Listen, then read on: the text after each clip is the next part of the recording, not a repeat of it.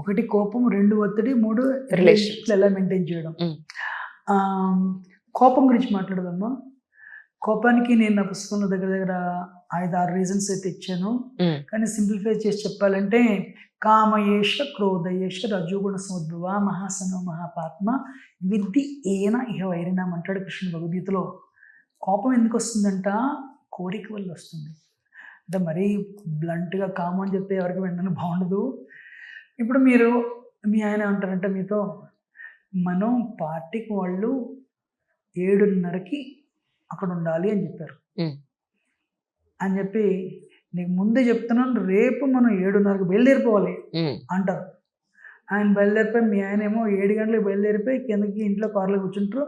నేనేముందండి 10 నిమిషాలు వచ్చేస్తున్నాను మీరు అంటారు. యూనో ఆ పార్టీ ఏమో మీరు ఎక్కడికి వెళ్ళడానికి 10 నిమిషాల దూరం. అప్పుడే ట్రాఫిక్ వచ్చి పడుతుంది, లేదా కార్ టైర్ పంచర్ అవుతుంది. అంత కాదు, అది కాదు.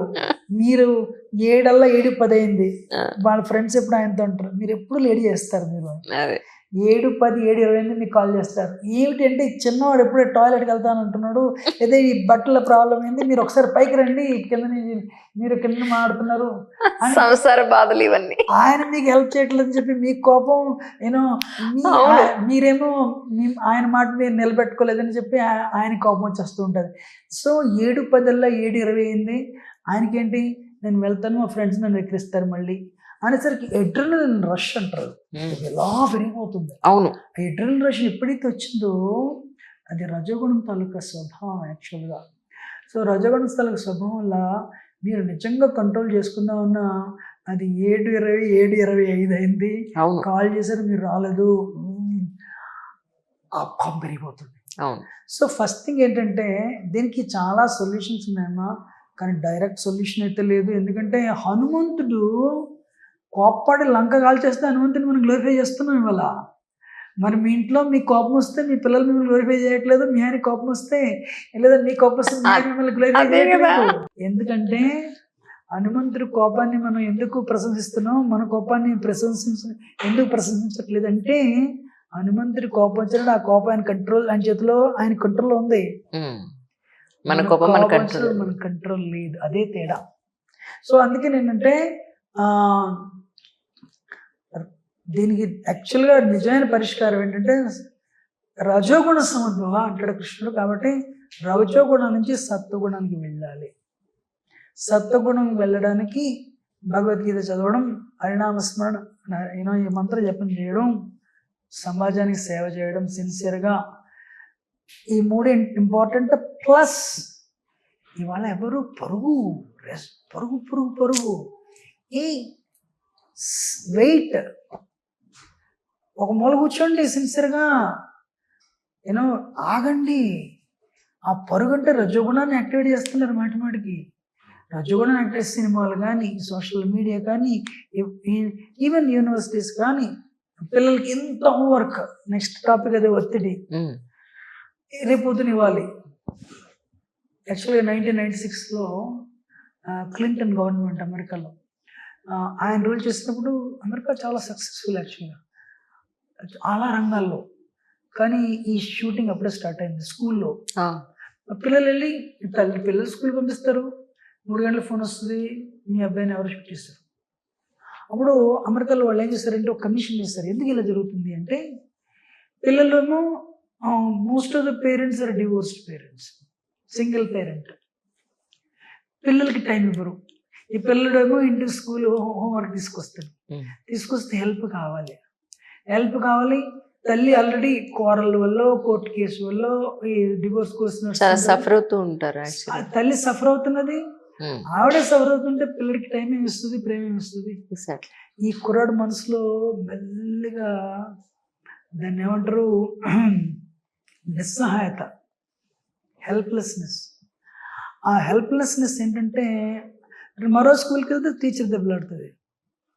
అది మెల్లగా ఏమవుతుందంటే వైలెన్స్ కింద మారిపోతుంది.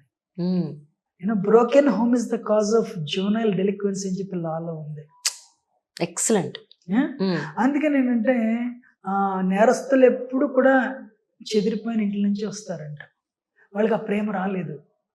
సో మీకు సమాధానానికి వస్తే వాటిలో ఆ హెల్ప్లెస్నెస్ అలాగ నిండిపోయి వండి అది వైలెన్స్ కింద మారుతుంది, టెర్రరిజంకి ఫస్ట్ కారణం. ఏం చేయాలో తెలియదు. ఇప్పుడు వాడు ఏం చేస్తాడు, ఒకరోజు విల్ బికమ్ వైలెంట్. సో వైలెన్స్లో ఎంబెడ్ అయిన ఆబ్జెక్ట్ యాంగర్. యాంగర్ నిస్సహాయత వల్ల వచ్చింది. సో నిస్సహాయత కూడా యాంగర్కి, కోపానికి దారితీస్తుంది. సో దీని సొల్యూషన్ ఏంటంటే ఇప్పుడు అందరూ సో తల్లి ఈయన హోంవర్క్ కవర్ చేయగలదా, లేదంటే భర్తతో పొట్లాడగలదా, లేదంటే డబ్బులు సంపాదించగలదా, ఫ్యామిలీ మెయింటైన్ చేయడానికి. సో మీరు ఒక ప్రాబ్లం ఒక తరపు నుంచి వస్తే అడ్రస్ చేస్తారని 10 తరపు నుంచి అడ్రస్ చేస్తే అడ్రస్ చేయడం. అవును సార్. సింగిల్ పేరెంట్ అనే వాళ్ళ బాధ ఇదే ఈ రోజున. ఇటు తండ్రి పాత్ర పోషించాలి, ఇటు తల్లి పాత్ర పోషించాలి. ఎక్కడో అది ఇంబ్యాలెన్స్ ఉంటుంది. బ్యాలెన్స్ అయిపోతుంది అని అనుకుంటాం కానీ ఎప్పటికీ బ్యాలెన్స్ అవ్వదు. భగవంతుడు అందుకే 2 చక్రాలను ఇచ్చాడు. అవి 2 కళ్ళగా 2 చక్రాలుగా బ్యాలెన్స్ చేసుకుంటూ వెళ్లాల్సిందే. అన్ఫార్చునేట్లీ అలా సింగిల్ పేరెంట్ గా ఉన్న వాళ్ళకి ఆబ్వియస్లీ ఆ గ్యాప్ ఉంటుంది సార్, అన్డౌటెడ్లీ. అందుకని ఏంటంటే కోపానికి నిజమైన మూడో పాయింట్, చాలా మంచి రెస్ట్ ఉండాలి. బాగా రెస్ట్ తీసుకోవాలి. రెస్ట్ తీసుకుంటే ఒక పావు గంట నడవాలి. యూనో బాడీ ఫిజికల్గా ఎక్సర్సైజ్ చేయాలి. మంచి వాళ్ళ దగ్గర గుళ్ళకెళ్ళి కొబ్బరికాయలు కొట్టి ఆర్తిచ్చి అది ఇది అని అడిగే బదులు పావు గంట భగవద్గీత వినాలి మంచి వాళ్ళ నుంచి. అదే నిజమైన స్పిరిచువాలిటీ అంటే. దీనివల్ల ఏంటంటే మన కాన్షియస్నెస్ పెరిగి మన తాలూకా మనం రజోగుణం తమోగుణం నుంచి రజోగుణం నుంచి సత్వగుణంకి వస్తాం. వచ్చినప్పుడు ఆ వ్యక్తి హృదయంలో ఏదో విధంగా నేను మారాలని పడి నా కోపం తగ్గాలి అని పడితేనే కానీ ఆ వ్యక్తి కోపం తగ్గడం. Exactly sir. తగ్గాలి అని చెప్తానికి ఉండాలి. నాకు కోపం అనేది ఒక వ్యాధి, అది నేను తగ్గించుకోలేకపోతున్నాను, దానివల్ల నా రిలేషన్షిప్లు ఇంట్లో పాడైపోతున్నాయి, ఆఫీస్లో పాడైపోతున్నాయి, ఇది నాకు ఎనిమి కానీ నా తలక స్ట్రెంగ్త్ కాదు కోపం అని చెప్పి తనకు పడితే మెల్లిగా మారాలి. దానికి సాధన మేమేమంటామంటే పొద్దున్న లేచి సాధన చేయమంటాం. అందరూ ఇప్పుడు మీరు అందరికీ సేవ చేస్తున్నారు, మీకు సేవ చేసుకోండి. మీ serve yourself. Sit in one corner for 15 minutes. మైండ్ని పరిగెత్తించకండి. అరే నిన్న 24 గంటలు పరిగెత్తారు, ఇప్పుడు కూర్చోండి. అందుకని లేచి స్నానం పరిగె మళ్ళీ పరుగు అంటే బాడీని రజగుణాలు పెడుతున్నారు. సత్వగుణానికి రండి. సో అప్పుడు కోపం తగ్గుతుంది. యాక్చువల్గా అర్థమైందా? రైట్. డెఫినెట్ తగ్గుతుంది. రెండోది ఏంటంటే ఇంకా బోల్డ్ కారణాలు ఉన్నాయి, కానీ ఇది పనికి వస్తుంది. ఒకటి పర్సనల్ రెస్ట్ ఉండాలి. రెండోది నా కోపాన్ని నేను తగ్గించుకోవాలని చెప్పి ఆయనకు బలంగా ఉండాలి. మూడోది ఏంటంటే సాధన చేసి సత్వగుణానికి రావాలి. నేను రజగుణంలో ఉన్నాను, లేదంటే ఎంత ప్రిపేర్ అవ్వాలంటే యాంగరే మనకి రేపు 5 గంటలకు వస్తుందని చెప్పి ఫోన్ చేసి రాదు, మనం వస్తుంది ఇప్పుడే ఒక క్షణాల్లో వచ్చేస్తుంది. అందువల్ల ఏంటంటే మనం దానికి ఇందాక చెప్పిన మంత్ర సాధన, మన స్థాయత ఇతి మంత్ర.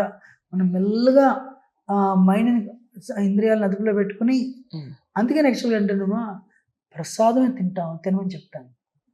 నైవేద్యం పెట్టుకుని ప్రసాదం తిన్నాం, బయట తినకుండా వీలైనంత తినకుండా ఉండడం. రెండోది రోజు 1 అరగంట మంత్ర సాధన చేయడం, మంత్ర జపం చేయడం.